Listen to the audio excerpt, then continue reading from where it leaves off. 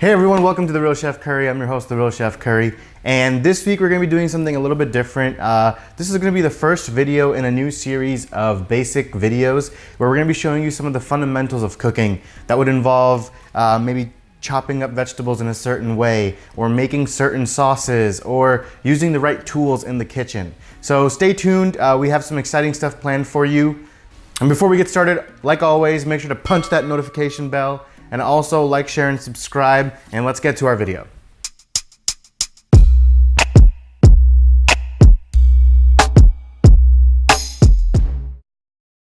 So guys, in this video, what I'm gonna do is I'm gonna go over some of the essential tools that you can need in your kitchen that will help you with cooking and also help you make recipes that are not only delicious, but also quick and easy to make.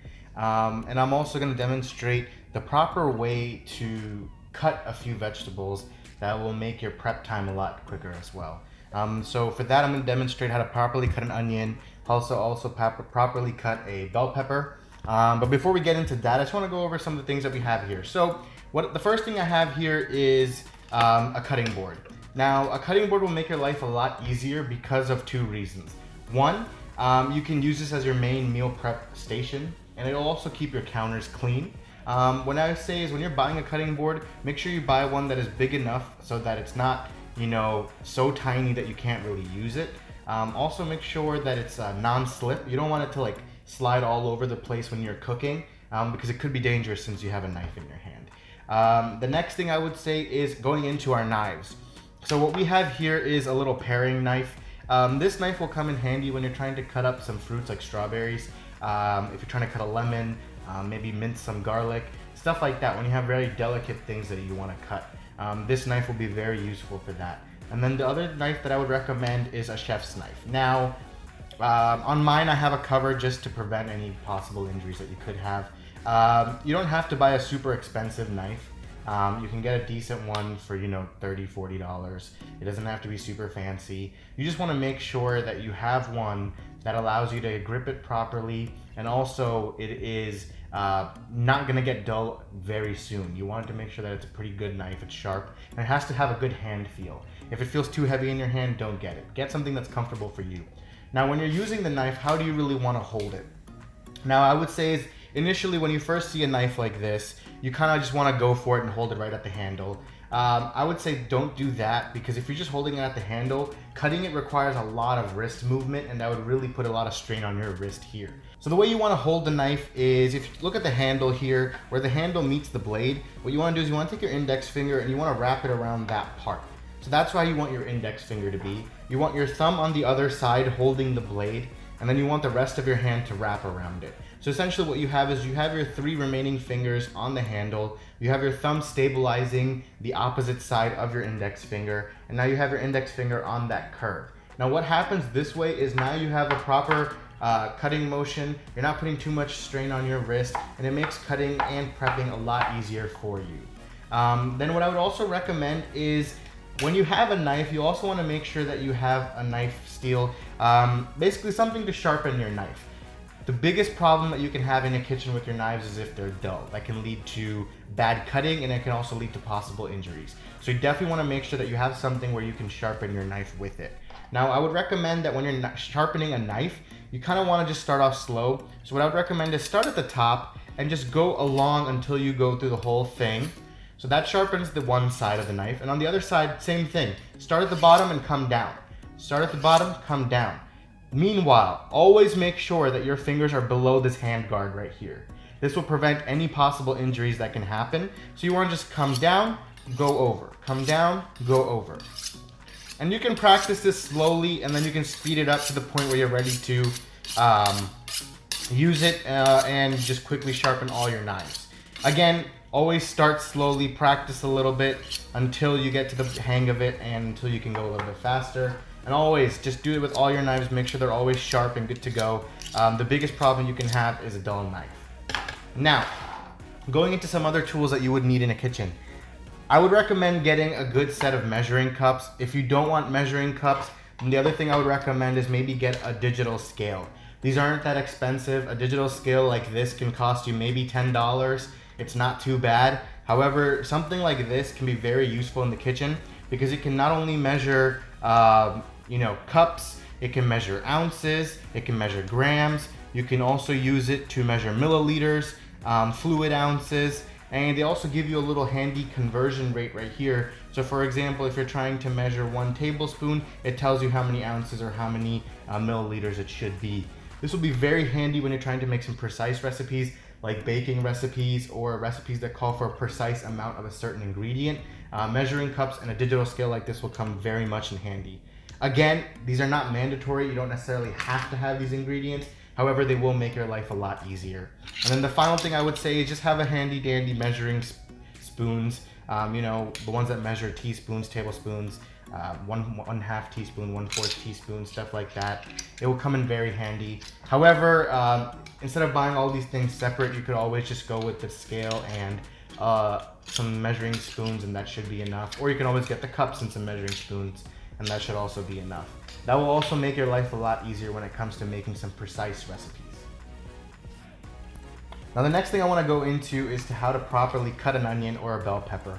So when we have our onion here, the first thing you want to do is you want to peel the onion. So you want to take the outer skin off of it. So what I would recommend is you have 2 sides on your onion. You have the root right here, and you also have this little butt on top where it's kind of like a ponytail where it meets at the top. So what you want to do is you kind of want to chop that little ponytail off.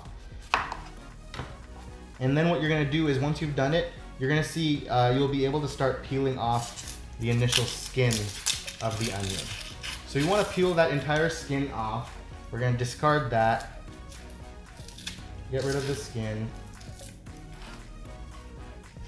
Now, instinctively, you might think that, okay, we cut off one side, let's cut off the other side also. You don't want to cut this side, however, because if you have your root here and you leave it, it's going to prevent the onion from getting into its defense mechanism of bleeding, and that will also reduce the amount of tears that will come down your face when you're doing it. So what you want to do next is you want to cut down that root, and you essentially want to cut it into 2 halves. So as you can see, we have 1/2, each with a root still attached to it. And then what we're going to do is, now we're going to start cutting our onion. So the way we want to do this is first, facing the root, what we want to do is take our fingers in a claw motion like this. A 3-pronged finger. Now what that does is when you start cutting, the knife goes against your knuckle here, so you can prevent any injuries to your fingers. So then you can go like this and you can go down and make sure you don't cut anything on your fingers itself. So what you want to do is we want to just do a little bit of a cut. Try to get as close to the root as possible without really cutting into the root.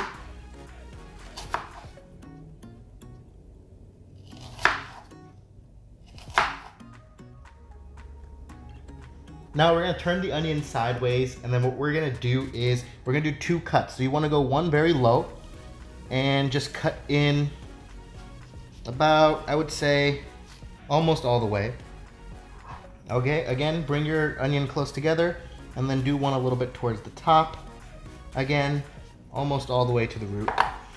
And then you bring your onion again close together, and now all you're doing is you're ready to cut. Again, get back into your 3-fingered approach. You don't want to do anything different because this will prevent the knife from cutting anything on your fingers. And then all you're going to do is you're just going to cut down.